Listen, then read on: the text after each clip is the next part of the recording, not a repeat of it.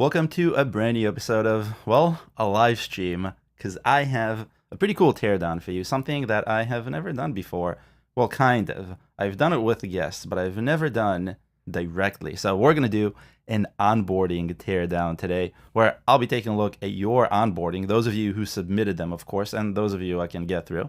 Time is always limited, and I will give you my thoughts on how to make it better, but as per tradition, tell me what's in your cup and where you're from. I'm drinking Earl Grey tea. I'm back to basics. And I'm here in New York City. It's kind of sunny. It's kind of nice. It's been a weird weather here, like hot, but then it got really cold. So, I mean, winter. So, who knows? Anyway, what's in your cup? Let me know in the chat. And we're going to wait for people to shuffle in. And then we're going to jump right into it. I have 5 cases, 5 actual onboarding experiences submitted by the viewers with a question each.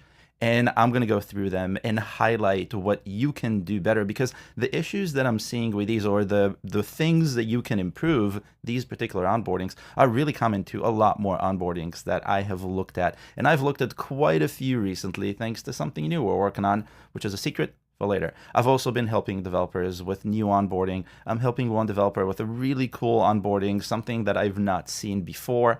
So all that culminated in today's live stream. So tell me what's in your cup, tell me where you're from, and we're going to get started soon. Let me turn to my computer and let's see what people are saying. Nathan is in France. Thank you for joining us early, Nathan. I apparently messed up the iCal invite because daylight savings time ended and I copied and pasted. Never copy and paste in production. I say this, but I know I'm going to do it again. So if you've been here for a little bit, thank you for sticking around, and we're going to get started in just a few moments. We're going to switch to my computer. I will show you the experiences that I have chosen, and then we're going to talk about them. And if your experience, if your onboarding is on the screen, please let me know in the comments so I know that you're here and we can talk about it. I think there's always a delay between when I say things and when I see them in the chat, so keep that in mind. But with that, let's see what we got. Ooh, we got Canada in the house. Hello, Canada. Orlando, Florida. Vienna. New Jersey. Hooray! That's Oz, my brother and co-founder. Water from South Wales, UK. Again, we're international. I really love this. Coffee in Hungary. There we go. Coffee in New York. That's great. I have not had coffee on this live stream in so long. Maybe I'll do it for the next one. But for now, I'm sticking to tea. Tea works for me. France, I see. Zurich is in the house. India, all the way from India. What time is it in India? I don't really know. Virginia. And international again. All right, the Netherlands is here. Brazil is here. I think it's time we get started. I picked 5 experiences. I'm going to try and get through all of them. Let's see if I can make that happen. So let's switch to my trusty computer and let's see which one is up first. So, well, up first is a cover slide, because you should always start everything with a cover slide. But the biggest problem that I see with a lot of, especially in the onboardings, is, what are you selling? What are you selling? And the app that I chose for this is Autotext Message Scheduler. I believe this is on Google Play, and the developer behind this asked, what should I do to improve app onboarding to encourage users to start the free trial period? And here's the onboarding. So step 1 looks like a feature. Step 2 looks like a feature. Step 3 looks like a feature. Step 4 looks like a feature. Step 5 looks like a feature. And I think I put them in reverse, didn't I? Yes, I put them in reverse. So let's just do this. And then we end here. So, and then we end with the with a paywall. Somehow I messed this one up. But this isn't bad. So if we just look, we just start thinking about this, there's nothing really terrible here. What we are seeing, and to me that's a problem, is we're seeing features. We're not seeing benefits. So I'm not buying features. I know that sounds kind of weird, but most people are not buying features. They're buying something that they can benefit from, and a feature is just the beginning of that benefit. So going back to this onboarding, what are you really selling? So let's take a look again. We're selling auto forwarding of messages. Why do I need auto forwarding? What are some of the real life use cases for auto forwarding? Auto reply. Again, what's the real life use case? And you might be thinking, but wait, someone looked for one of these features and that's how they found my app. So they have to know what this means. And that's not always the case. And even if they did, as we know from App Store optimization and we know from keywords, it's not that they had the exact same intent in mind. It's not that they had the same keyword in mind. Really, it's all about guiding them through. So step number one is sell them something. Give them something that they actually want. And then if we look at this again, it's really only features. All these features can be condensed into a single screen. I'm not saying go for a single screen. What I am saying, if you're adding screens that would sell the benefits, you can condense the features into one slide, maybe all the way at the end or somewhere in the middle, because people would still like to see that. What you're doing here is you're spreading them thin. And when you spread them thin, it looks like the app doesn't have that many things, but the app is full. It's packed of features. And these features can be used to sell, to do a lot, to really give you a ton of value. And that's one of the main challenges that I think I see with developers thinking, oh, let me just say what's in the app, because that's really why people are downloading it. And that's rarely true. Most people, and I'm not going to say all because I've seen cases where that's not true, but most cases, 9 times out of 10, 9.8 out of 10, are usually buying what is going to help them to provide them with value. And the feature is just the tool to provide them with value. The value is something else. So think about, why are people using your app? Read your reviews, see what people are raving about, look for their use cases, and then sell to them. I would also condense the features, and the paywall looks good. I mean, there are so many things I can say about this paywall. I think that's for a different live stream. I have talked about paywalls. I did paywalls multiple times in the past. Most recent one with Jake from Superwall. I would highly recommend you go and watch that. If you haven't, he will tell you exactly what's wrong with this. Well, we would tell you exactly in that live stream, which I will link to in the description below. I think it's a really, really important one. Now, next, let's go to the next one. What do we have in the next one? This was easy. I think we're going to get a little bit more complicated. And I call this, well, hello to you too, mostly because the second issue that I see that we'll see with this app has to do with introductions. But the next app is Walking Distance Tracker. And Walking Distance Tracker is exactly what you think. And the question the developer had behind it is improving trial starts. So I asked, what do you need help with? Improving trial start rate. Ours are decent, but can always be improved. So in addition to looking at the apps, I also looked at some of our competitive intelligence on the apps, just to get an idea of how many downloads apps are getting, how much revenue apps are getting, to know how they're converting in comparison to the market. And the app we saw before, the text messaging app, is actually converting fairly well. Not at the top of the list, not at the bottom of the list. It doesn't have the most downloads of the apps that I'm going to show you today. It doesn't have the least. It's somewhere in the middle, which is a good start, which means that onboarding can really help. If you're already getting thousands of downloads, that can really help. And the case for this app, it's getting fewer downloads, but its conversion it can definitely be improved. And again, that's one of these situations where you want to improve your onboarding, because if you're already getting downloads, ideally every download would convert to money. And if that's not the case, and that's never going to be the case, that's what you should strive for. So let's go back and we'll look at this app. So this is an app that helps you track running, walking distance tracker. Now I'm curious if I got the wrong app with the wrong icon mixed up, because the colors don't match. But let's put that aside. Let's say that they do, because I checked this multiple times. And if you're in the audience and you're seeing this and this is the wrong icon on the wrong app, please let me know. Also, thank you to the comment who said that I have a nice haircut. I appreciate it. Someone noticed. So continuing. So let's look at this. Yeah, and this is definitely, I got the wrong icon mixed up with this somehow.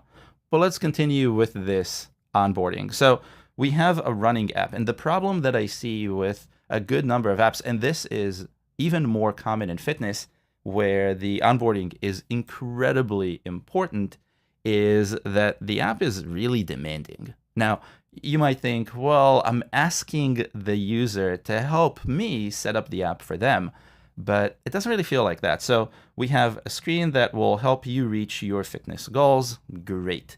And then we have a bunch of questions. What are your personal goals? How often do you hope to run? What's your gender? What's your age? And all those are nice. And those are really useful to set up the app, maybe depending on how the app works and how the customization works. But really the main challenge here is, how do you tell the user what they're going to get out of this? And this goes back kind of like the previous app we saw. I think the main challenge here is, how do you show the user that you're going to help them run? Because if all I need is a tracker, I don't really need an app. I can do that in my head. And I know the more professional you get, or the more serious you get about this, the more you want to track your efforts.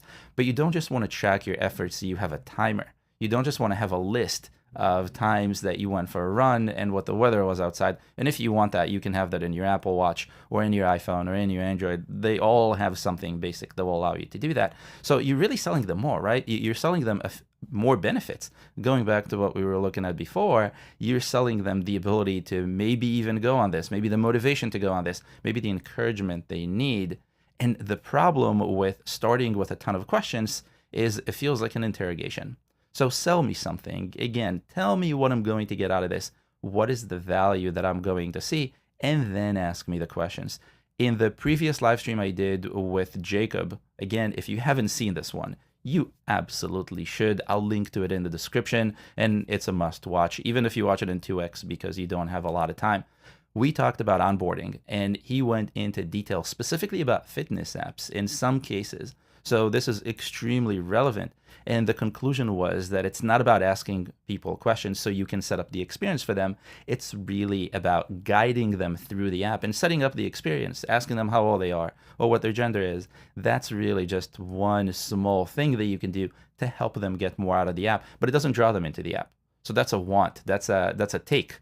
You're taking from them. You need to give and take and give and take. So what I would do in this case is, one, I would use different images. I know this is an additional to all the things we talked about, but I would show people what they're going to get out of the app. The one interesting thing that we discovered when I talked to Jacob last time, this is 2 or 3 weeks ago, is that, maybe a month ago, is that the number of items in your onboarding, the number of slides or views, depends how you want to look at them, doesn't really matter, and longer onboardings are okay. And we were talking specifically about fitness apps. I know this applies in many other app genres as well. So in this case, for a running app, you really have no reason not to expand, to help the user, to show what is the app going to give you, what am I giving you, and not the features. What are the benefits that I'm giving you? What are the benefits that I'm selling you on, so you can be a better runner, so you can be a more consistent runner, for example? I tried running my entire life. I never really liked it. I don't know why. I don't like running on a treadmill. I don't like running in real life. But at some point over the last summer, I started running again, and somehow it just worked. I didn't have any app to help me or anything like that. I think it was just a thing that happened. But at the same time, all these years I'm thinking, could I have had some tool that would have motivated me to run? Maybe. I don't know if that's the case, but maybe. And that's what you're trying to sell, right? You're trying to sell people like me who may not be certain. You're trying to sell us on, we want to do this, and this is how we're actually going to get this done. So that's really what I would do here. You can probably double the number of views you have. You have 6 here or 5. You can definitely double them without taking these away. So keep these, weave them between other things. So explain to me, why do you need to know my gender? Why do you need to know my age? Why do you want to know my goals? Why do you want to know how often I run? And also, if you want to know how often I run, maybe let me use the app and then tell me that the app is going to calculate something for me and help me out. So again, we're going through this flow of, how do I provide you with value, you being the user? What is the value I'm going to give you? And let me take a few things from you so I can make the app better for you. So that's what I would do in this case. I would also use a slightly different image, because seeing the same image again and again doesn't necessarily make me feel like there is any sort of progress. Progress is another thing we spoke about at the last live stream. So if, again, you have to watch that. We'll continue. Now, there was no paywall given to me in this submission. I assume that there's a paywall here at the end, and that's something that I've been asked about more often than not, and that's something we talked about the live stream with Superwall, with Jake from Superwall, is that when should you show your paywall? So the previous app we were looking at showed the paywall right at the end, and that's what everyone is beginning to do now. And the real question is, should you show features and then a paywall? Should you ask questions and then a paywall? Or should you provide a benefit and then a paywall? And the answer is all of the above. If you're selling features and you put a paywall, at least there's some continuity. If you're only asking questions like what I see in this case, it's kind of a challenge to say, well, give me, and now give me money. So I think realistically, the challenge you have here is that you're not giving. So give more. And let's see if there are any questions that we can answer. If you have any questions, please drop them into the chat so I can see them, bring them up on the screen, and, well, answer them or attempt to. So let's see. Let's see. Ooh, a lot of talk of A/B testing. Run with walk. There are questions in multiple parts in the chat, but I don't really see all the parts. So if you have a question, just ask it as is. The whole thing. Maybe the chat is not even talking to me. Maybe you're talking amongst yourselves. So that's okay. I will continue. So let's continue to the next app I have on my list. Oh, I love this one. Help me help you. So this was actually one of my favorite ones to look at because the number of downloads I saw using our app intelligence is just crazy high. And I think there's a ton of opportunity here. Our downloads are here. That's why I'm looking here. So there's a ton of opportunity here, and you'll see this on the screen. You'll see what I'm talking about. So the app is Samsung Smart TV Remote, my Ti-Fi or Tifi, I don't know, one of those two. And the question I had that I got was, people usually don't read. How can we obtain the same result, successful TV connection after permission, with much less text?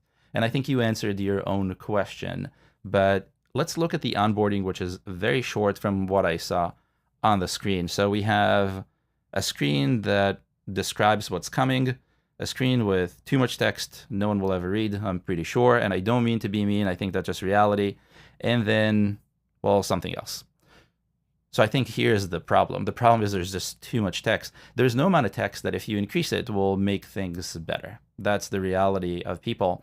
And I think, so I've worked with someone who had a similar app a few years ago. I helped them with ASO, but I also helped with more. And one of the things that they did very well was they were able to guide the user through, wait, you're not seeing my screen. Now you're seeing my screen. Are you seeing my screen? Let me know in the comments. Okay, you were not seeing my screen, and now you are seeing my screen. I gotta get better at this. You would expect I'd be really good at this, but I'm always improving. So help me help you. This is our app, Samsung Smart TV Remote, my Ti-Fi or Tifi. I don't know, both work for me. And this is the onboarding. Okay, so I think it's very easy to see what's going on here, and that is when it comes to solving a problem as simple, and I'm going to put simple in air quotes because nothing is really simple when it comes to this. You really want to help someone with a single intent, and the intent is, I really need to maybe install an update on my TV. That's what happens to me all the time because I use an Apple TV and I don't even know where my remote is for my LG TV. Or I need to change a channel and I don't know where the remote is, and I have a phone and I don't want to get up. So you're trying to help someone who has a very specific intent, and that's actually really good. And that's why you're seeing probably that many downloads, but it doesn't mean that they're going to take the time and actually do it. It means that they want it to be done. They don't want to do it, if that makes any sense. So I think you have 3 things you need to do here. 1, you really need to sell them on, I'm going to ask you to do something for me. And if you do it, you'll get exactly what you want. That's really premise number 1. I'll get to this in a minute. I'll go deeper into each one of these. And then thing number 2 is you have to guide them through how to do it ahead of when it's going to be done. So if the process is tap something here, go into your TV's config and get some sort of a number or a code and then put it into the app or something like that, give them all the steps ahead of time. Try to simplify, but don't take away any steps. And again, I'll go into details with each and every one of these. But then number 3, you have to actually make the experience of linking a TV as simple and as guided as possible. So think about everything you just told them. tell them again, but this time allow them to do it. So let me dissect this. And if you're in the crowd, I would love to hear if you tried something like this, or if you were thinking of something like this, or what your thoughts are in general. And I'll make sure that I have my chat open so I can actually see. So step number one is you're gonna ask for something big. You're gonna ask them to take their time and to do something that most people are uncomfortable with. I think maybe in our world and the developer world, the community, is to do something like connecting a TV to an app is super simple. You're not even thinking twice about it. Get a code, do this, 2FA, something, log in, boom. But for most mere mortals, that's rarely the case. Most people don't think about this. Most people don't interact with this. And if you're only targeting people who are like you or like us, or people who are comfortable with this, you're really lowering or closing off your market, and you don't want to do that, not for a TV remote app. So, and I imagine with the numbers that I'm seeing in terms of downloads, and hopefully your estimates are right, hopefully they're too low and you're getting even more, you can really do more with this. So you're targeting these users, you have to sell them on, I'm going to give you exactly what you want, show them the interface, simplify, don't show them the whole thing, show them what they will be getting out of this, show them why they need this TV remote, because it can change channels, because it can control the volume, because it can control the source, because it will give them access to update their TV, even though they haven't seen the remote in a decade. Hopefully less, because it's a smart TV and they bought it fairly recently on a Black Friday sale. But that's what you want to do. So that's step number one, and that can happen over multiple slides, multiple views. So this is what you want to do. Now, Martin's in the chat. Let's see what Martin's saying. So Martin's saying, exactly, your steps 2 and 3 are happening after this onboarding. Oh, okay. So this is meant to be the intro to all of this. Okay, that's okay. So the onboarding is meant to prepare the user, especially to provide iOS system permission to access the local network.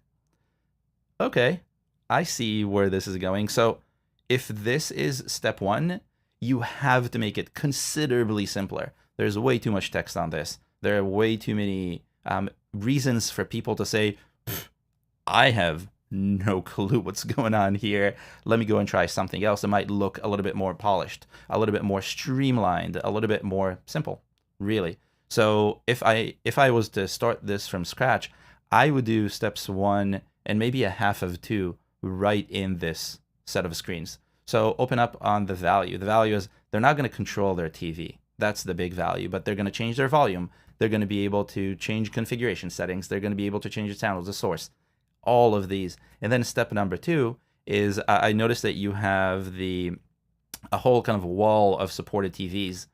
I don't think you need that, because most people don't know the model of their TV. I don't know the model of my own TV. I kind of figured I'll give it a try, and if it doesn't work, I'll try something else. Now, because you're competing with the official app for Samsung, the official app for LG, the official app for all these other TVs, there's always a plan B. So if I'm downloading something and it just doesn't work, in my mind, I don't care. I'm not going to try too hard. I'm just going to eventually fail back to the LG TV app and remote app. In my opinion, is not good. The UX is not good. It asks you to log in a million times. Eventually, it will work. And again, when I need to update my TV, I'm going to use it. But you're competing with that. You're competing with, I'm pretty sure something works out there, so I'm not going to try too hard. So that's where I would put most of my emphasis. And I would redesign this to be considerably different. It's got to be totally empty, meaning I have to see one thing at a time. Unlike what I was saying for the first app, the text messaging app, in this case, I don't want to see all the features on one page because there are too many features. I want to see exactly what's going to happen. I'm going to get to control my TV. It's going to be really easy. And then it's just going to work. I also might want to see some comments from other people. So maybe your app reviews that are really positive, saying how quick the experience was, how simple the experience was, how beneficial it was for them. And if you have those reviews, I would experiment with putting them into your onboarding to show people that it's worth the effort, because you're fighting the effort here. I don't want to link an app to my TV. Why doesn't it just work? I can point a regular remote at my TV and it will just work. Why can't I do it with the app? And I know all the technical reasons for why it doesn't work, but most people don't think about it this way, and most people are not developers, and most people don't think about how technology works. And so you want to counter that. So that's kind of the idea, or that's what I would do at least. And then I'm curious to see the other pieces. I don't know if you included them when you submitted this or not, but I would love to see them anyway, so send them to me if you can. I'm just curious. And I've done this before, so I kind of know a thing or three about TV apps. All right, and let's see if we have any questions from the chat, or if everyone is just talking about optimizing onboardings. Let's see. Ooh, interesting. Okay, so let's bring some questions on the screen. A question from, where's my chat? There we go. So a question from Tile Machos. I don't know what that is, but we're going to go with it. What is an average drop rate with onboarding on health and fitness apps? Out of 100 people that go into the onboarding, how many do not complete it? So this is a crazy question that is super difficult to answer because every app is just a little bit different and every onboarding is just a little bit different. But just like when people ask me what is a good DPR, a good downloads per rating ratio, there's no such thing. I think the best one is 100%. Every person who starts your onboarding should finish it and become a paying user. Now, that's not going to happen for many, many reasons, mostly because sometimes you get people who are not interested in what it is that you have to sell. Maybe they misunderstood what the app does when they downloaded it, or maybe they are not entirely sure, they're not very committed, or maybe they just don't want to pay. That's always a case. So if you put it this way, your goal is really 100%, one-to-one. And while that is never going to happen, you want to reach that as much as possible. So if you're benchmarking, benchmark against yourself more so than anyone else. I think with fitness apps specifically, it depends on the time and the season, you might get different opt-in rates or different completion rates, mostly because that commitment. Some people are very committed, some people are not at all committed, and you can see when towards the beginning of the year, people are more committed because in their minds, they're gonna do it. And as that edges on, you know that that's going to end. And it's the same with downloads. We see downloads dropping off significantly, and it's the same with the revenue. So I should probably mention that in the newsletter at some point. I think that's a great point and a great question. I see some numbers in the chat. Nathan is saying that an educational app is getting about 90% completion rate, which is pretty good. Another one, Herbert is saying that their app is converting at 75, which is pretty good. Now, Herbert, when you say converting at 75, do you mean that 75% of users who start the onboarding end with a trial or a subscription, or do you mean that they just get to the last step in the process? I'm just curious.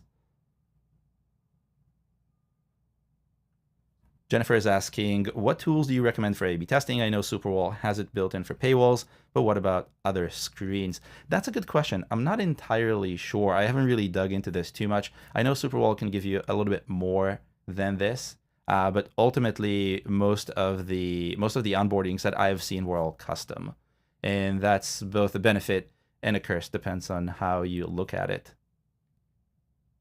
And yeah, remote tools, obviously, because we don't want to modify the app every time we have an onboarding change. But that's something to think about.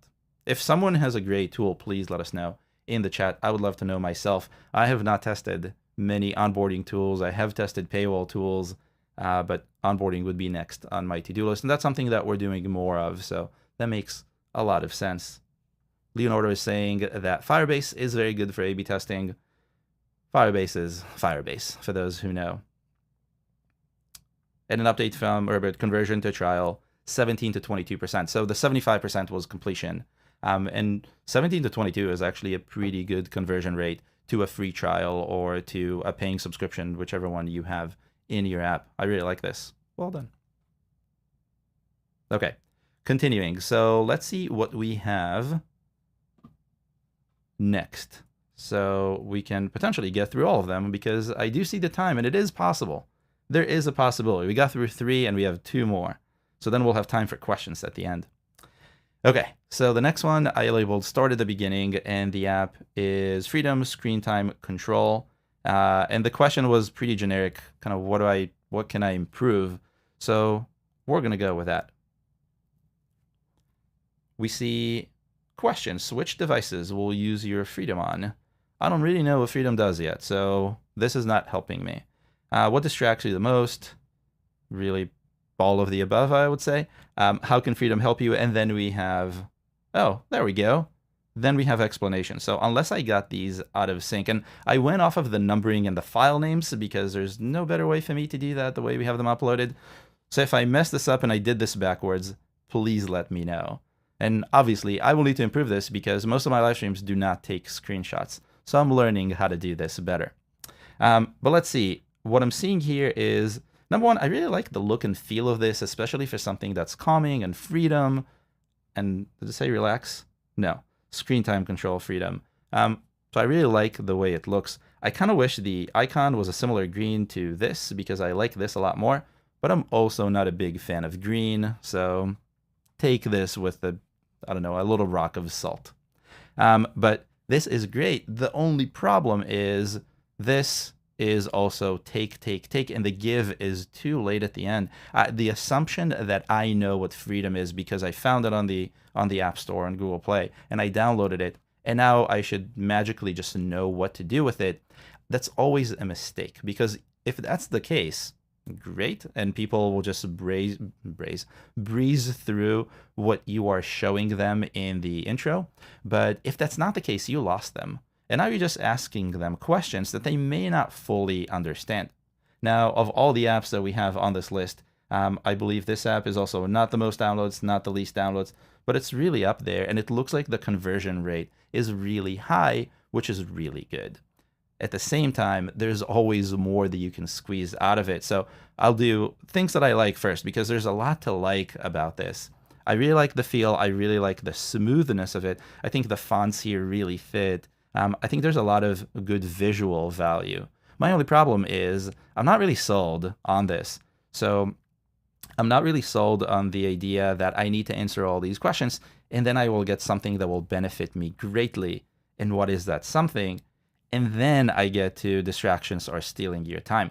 I know distractions are stealing my time. That's why I'm here. Help me, convince me that you can solve them for me. The only thing is, how do you solve them for me? And that's what I don't see here. I don't see a solution. I see a bunch of questions. I see something to kind of make me fear for my life, that I'm losing my life, and it's slowly draining away. 11 years. I don't want to lose 11 years. And then there are some features. And the features are kind of good because they are features / benefits-ish. I don't know, more features than benefits. So I don't love this as much as I like the previous set of screens. So what I would change here is I would make it easy for me to understand how you're going to help me with this. So you can scare me as much as you'd like. I think that's a good starting point. I would do it with much less text and much less visual space. So there's a lot going on in that fourth screen that is just too much. I may not read it, and maybe that's why it's all the way at the end. The idea is that if it flows, then people reach that point, they'll read it anyway because they're kind of invested. Maybe. I don't know if that's good. I would not recommend trying that, but what I would do is I would try to get people to understand what's going on, number one, and that is there's this app, and I'm guessing here because I didn't read the description, but if I had to guess from this onboarding, I would say it's an app that helps you maybe limit some of your screen time so you can focus on better things in life. I had to cut out news completely from my phone, me personally, because I was reading the news so much on my phone all the time. If I was waiting for an elevator, I would pull up Apple News. If I was between meetings, if I was making coffee, it was awful. So I had to do that. I didn't need an app to do it. Luckily, I just stopped using Apple News, turned off all the notifications. They're evil, if you ask me. And that helped me a ton in life in general a few years ago. But if you can convey that same sense of, I can help you do this and you don't have to do this on your own in the first screenshot, now I'm already hooked. Like, yes, I need to break this weird addiction. Please help me. Show me how. Give me 1, 2, 3, 4 features. I don't know exactly how the app works, but I'm assuming there are more than one ways. There is more than one way. There are more ways. And so that's where I would go in the beginning. Then weave those questions, because those questions are going to help me improve my life. If you paint it in that sort of way, that's exactly what I'm going to understand. And I want to help myself, obviously. And when I say I mean a user who's watching, who's downloading, and is now going through this process. So step number 1, sell them on I can help you. Step number 2, ask them a few questions.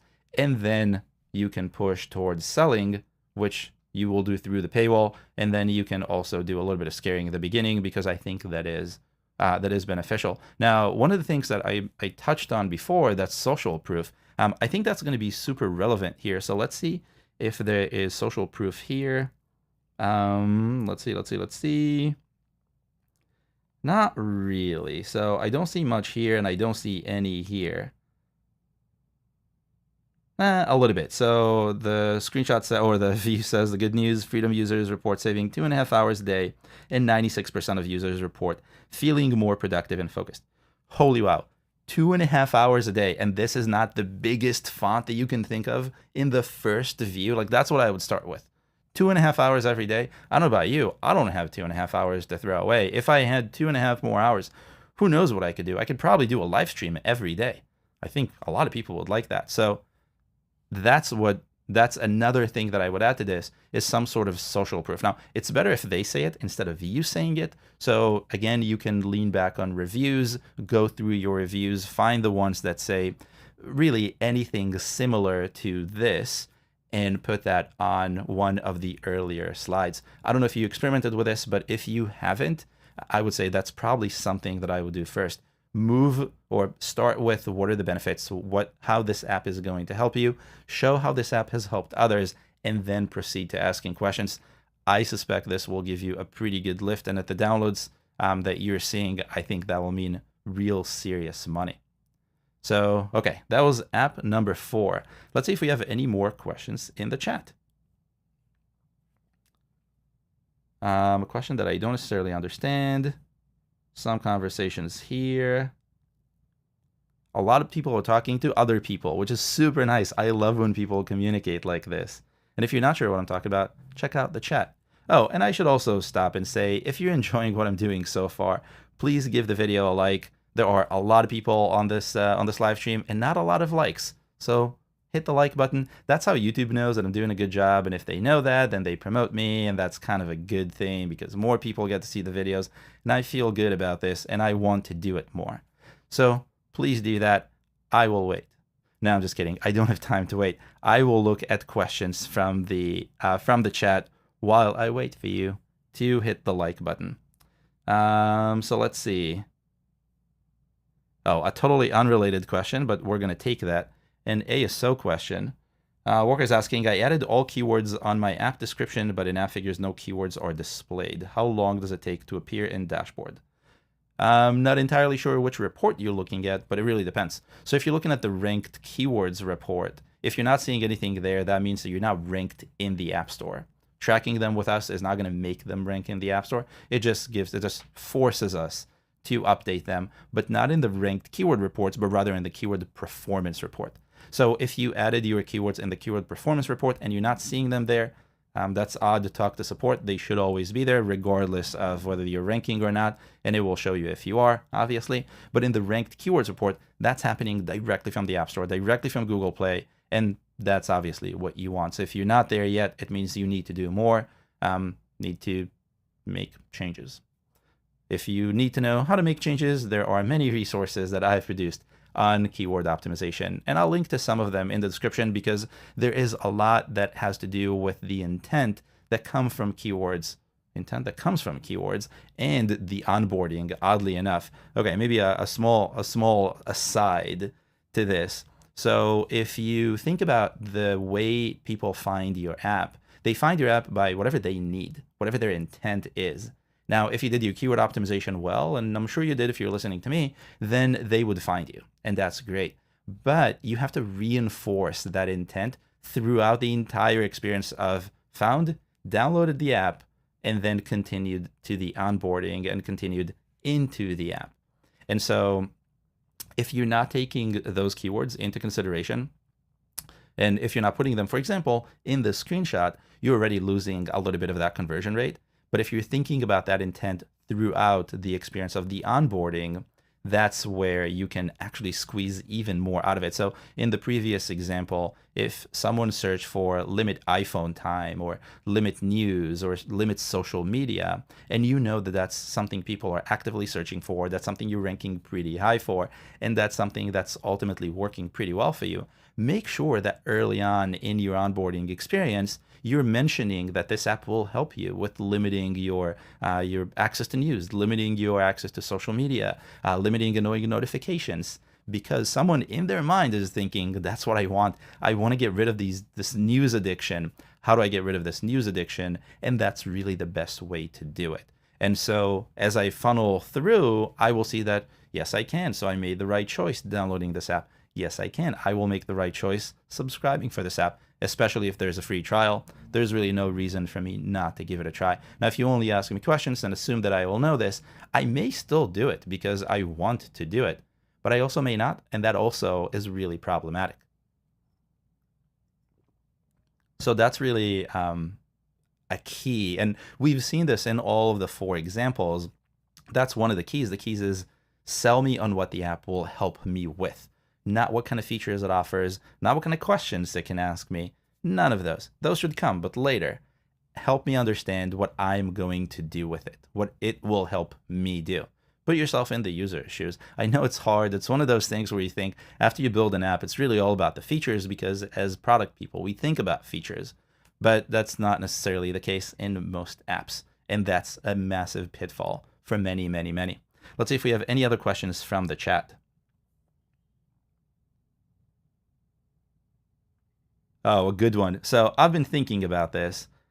We should have a Discord channel to share knowledge and experience. I've been thinking about this forever, and I was thinking we can have a Discord channel that would be aligned with the live streams, and it can contain the conversations we have now, but also give access to the conversations we had before, and there could be extensions of this. If you want a Discord channel, let me know. Let me know in the comments, because the chat is going to go away. And maybe I'll build it. I really think that would be a good idea. If anyone has experience with setting up Discord channels for this type of a purpose and has done this before and maybe have some tips for me, also please let me know. I've been thinking about this for like 2 years. Maybe at some point it will actually happen. So please let me know. I would love to hear your thoughts on it. Ooh, a French-only monetization channel. It's kind of cool. There's got to be some sort of an auto-translate plugin. All right. Discord is getting upvoted. Leave it as a comment though, so I know who actually wants this. Not on the chat, because the chat is going to go away. Okay, let's see what else we have, and then it kind of looks like we might have some time for questions. So if you have questions, get ready. I'm going to finish with this last app, and then we're going to talk about, and then I'm going to take some questions from the chat. So let's get ready. Ooh, and I see the likes have gone up. I think we can go up even higher. There are about 80 people currently watching live. There are 27 likes. I think we can get to 60. Let's get to 60. I can see them, so let's go. And let me switch back to my computer, take off the chat, and let's get to the last app. The last app is actually really interesting. I looked at this app multiple times because I looked at the intelligence data we have, and we have next to nothing, and I think it's because it doesn't rank very well. But the app came with a good question. Is the onboarding a process to help users use the app or an intro to the app? And the answer is actually both. I talked about this with Jacob in the last live stream about onboarding, and we dove into it a little bit more, but generally the onboarding is really not just about getting someone to pay you or getting someone to have something when they get into the app. It's really about guiding the user from not knowing who you are and what the app does all the way down into, okay, now I'm a user. So really that's what it's all about. And if to be a user you have to pay, then the onboarding has to get you to become a paying user. If the onboarding requires that you set up a TV, for example, or you link an external source, then that's what it has to do. If it needs to get you to start, that's what it has to do. It needs to make you into a user of the app. Think about it this way. I know it sounds super easy, but at the same time, so many apps are lacking this, either lacking a CTA, lacking a call to action that is actionable. I know I said actionable multiple times, but you'll see why in a moment. So back to my computer, and let's look at app number 5. Use a cart, Finger Maestro. I looked at this icon and I didn't expect what I saw in the onboarding. I should have downloaded the app just to see what it's like. I didn't because it was very late at night, but maybe I'll do that next time. This is beautiful. This is totally unlike what I saw in the icon. So one thing to keep in mind, people, when they download the app, they think about the entire experience. They think about your screenshots. They think about your icon. And as long as they match, as long as they feel kind of the same or similar, they'll be okay with it. But once something starts feeling like it's very different, there's just something not good about it. So don't do that if you can. But let's go back to my screen. So create personalized artistic music videos. That sounds super cool. There's a lot of text on this that I have read because I had to, but no one is going to read. And then transform movement into art. The image is really captivating. I like this. I don't really know what any of this means yet, but it's cool. Meditative artistic experience. I don't know, now I'm still unsure what is happening, and there's way too much text and it's way too small, so I'm probably going to skip it. But it continues. We can boost cognitive function through art. Now we're getting crazy here. Art meets therapy, seamless video creation. So obviously there's a ton going on. You know what there isn't? There's no CTA. Now there's a start button. Sure, that's not a CTA. A start button is just something that is different than a next button, in my opinion, in this case. What do I do here? Like, there's so many things. It's got to be complicated, right? Like, that's what's going through my mind. Through my mind, the thoughts are running. There's so much stuff. There's a lot of fine print. There's a lot of colors and visuals and complexity. And I know a lot of this is AI generated, if not all of it. And AI tends to, when generating images, be a little bit more expressive. But that's not necessarily a good thing, because if you're trying to do something that is trying to get people into, again, becoming a user, you have to show them that they can. Some people don't really need that sort of a permission, but most people will need to be eased into whatever it is that you're offering them. So what is the next step in this process? Is it to tell you my age and gender? Is it to sign up for an OpenAI key? Is it to get started? Is it a big canvas where I can move my finger and magical art will come out? Whatever it is, that has to be a part of this. I don't know if it's better to have an actual guided, you show the actual screen and then you pop up little things to show you what little things do on the screen, or if it's better to do it with a video or a GIF or an animation or something like that. That's something I would highly recommend experimenting with. It's really hard to tell based on the user base, but that's where I would start. So I think here there are 3 things that I would do. One, I would simplify this. I really love the way it looks, but I would still simplify it because there's just too much going on, too many colors, too many words, and ultimately too many different concepts. We're not even taking one concept and stretching it. We're taking all the concepts. So we have cognitive function through art. We have art meets therapy. We have seamless video creation. So somehow we jumped from art generation to video creation to therapy to cognitive function. I mean, it all sounds amazing, but it's too much. To now we're making artistic music videos and we're transforming movement into art and somehow meditation. Between all of these things, they're just, in my opinion, way too much. And so I'm confused a little bit. I'm excited because I do want to do whatever this is, but I also don't know how to get started. So I'm very likely to hit start and then get very confused and then leave. Now, if you had asked me to pay you money after this, I would say no and probably leave, because depending on what I want, there's no way I want all of these things. If I wanted all these things, I don't even think there's a search keyword that I can use to get to all of them. So I wanted one of these things most likely. Most likely, I found out that you can make art using AI, and I wanted to draw something for a friend or for a Slack channel I'm in or for something. I just wanted something to be done, and the app came up. And that's what's been happening consistently for the last almost 2 years because AI has become so predominant. We're actually working on a massive report that highlights all the opportunities, shows revenue and growth trends, and who leads in every subcategory of AI apps, including art generators. It's really, really cool, and it's going to come out very soon. So make sure you're subscribed to our newsletter to get it, or keep an eye out on the channel. We'll do a video on it too. but that was just a side note. So back to this onboarding, I think one of the challenges here is that because there's too much and I'm confused, now I don't want to take action. And you can see there's just a lot on the screen.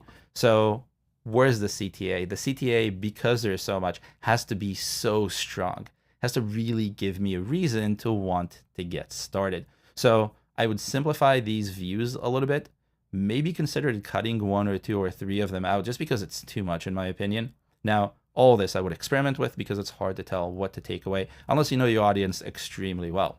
You can read your reviews and see what people like the most. This is something that's super important, and I would highly recommend that everyone go and do like right now, maybe after the live stream, but right now. And then once you understand that, customize it, tailor it, and again, explain to them how they're going to do it, not just what they're going to do. Because if you're going to help them with cognitive function, how? Through an AI art generator? Oh, like I would love for that to happen. I just don't see necessarily the relationship. So if you can show me that relationship, I think it's going to be considerably easier for you to get people to take action. But you have to ask for the action. It has to be big, and it has to be compelling, and it has to be really, really straightforward. So that's what I would do with this particular onboarding. Now, I have to highlight that all the onboardings today were pretty good. I think the TV remote could be drastically improved visually, and I think that's going to help get more users, more downloads to convert. But overall, these were good-looking onboardings, and that's already great. I think if you're starting from that starting point, you're doing well. But if we have to look back, one, you have to sell the why people should download your app and how the app will benefit them. Then you should help them understand how they will get this done. Like the remote control app, it has to be easy. It has to be simple. It has to give them what they want. The text messaging app is, what do I do with text message forwarding? I mean, I can think of 3 things, but I have to think about them. You don't want people to think. And then as we saw with the rest of the apps, always give. And when you ask, that should come natural. And the same thing can be said about the call to action. Because you're giving, you can ask for the call to action. Now, the call to action can be, let's create the first art experience or art meditation or whatever it is that the app does. Let's record the first run. Let's connect the first TV. Let's send the first text message to a group. Or it can be, let's start a free trial, because especially with AI, you have to get people to pay. Otherwise, it's not economically possible to provide these apps. So whatever the case is, you have to get them to do the next thing after you've given them, push and pull a little bit, and then you ask for it. So take that and apply that to your onboarding, and please A/B test. There's a lot of chatter in the chat about A/B testing, and I love to hear that. There's no one size fits all. There's one size fits maybe, and there's one size will give you probably some okay conversion rate. But remember, your best conversion rate is 100%. That's really what you want to aim for. Unrealistic, but that's what you want to aim for. Aim high. So that should be your guiding light. All right, we have a few more minutes. Let's see what we have in the chat so we can answer some questions. Okay, Carla is asking. No. We should have a Discord chat, but that's the wrong window. Where is Carla's question? I didn't lose my mouse this time, which is great. I just lost my screen. So Carla's asking, also, what's your opinion on a second screen that pops up with a discount on the yearly subscription after users click to not subscribe? So that's a strategy that Jake from Superwell recommended 2 live streams ago. And for those of you who are unaware of this strategy, the idea is that you give the user the regular walkthrough, and then you say, let's sign up. And if they don't sign up, then give them something else. Now, the something else shouldn't be annoying, and it shouldn't be a real discount, because then everyone would know and no one would pay you your full price. So what Jake suggested is that if someone dismisses the main call to action, so the main paywall, pop up a different offering altogether that might have the perception of a lower price, in this case, a yearly discount. If you have a yearly discount, you should just show it. You're not doing anything beyond, so you're not extra discounting or changing the price or giving 1 month free, because those would be, in my opinion, really hurtful to the brand. but instead you're saying, oh, I have this other option for you. Do you want this other option? I think I've seen it in action, and I think Jake also mentioned that it gave an increase of 30% or something crazy like that in conversion. I would highly recommend trying it. The good thing about something like Superwall, or really any system that gives you the ability to test paywalls, is you can test this really fast, and if it works, keep it. If it doesn't work, throw it away like fire. So I would highly recommend experimenting with something like this, another offer after the main paywall was dismissed. And I would do that not only after the onboarding, but in general to see if there's a better spot for it, because the onboarding ending with a paywall isn't always good. I know this might sound controversial, and some people will tell you you have to show the paywall all the time, and it will give you conversion, but it doesn't work in all cases, depending on the type of audience you have and the type of use case you have. And so make sure you experiment with that. Okay, let's see what else we have in the chat. Ooh, Steve is asking me a tough question. Which apps do you think have amazing onboarding experiences? I don't know yet, but I am working on a guide about onboarding, surprise, and I will highlight some of these onboardings and we'll take videos of those so you can see the entire flow from beginning to end. I'll also give some stats on what is fast onboarding, what is a slow onboarding, and what is onboarding in the categories that I'm going to look at. And maybe later on I'll do that for more categories. I'm kind of focused right now because this takes forever for now.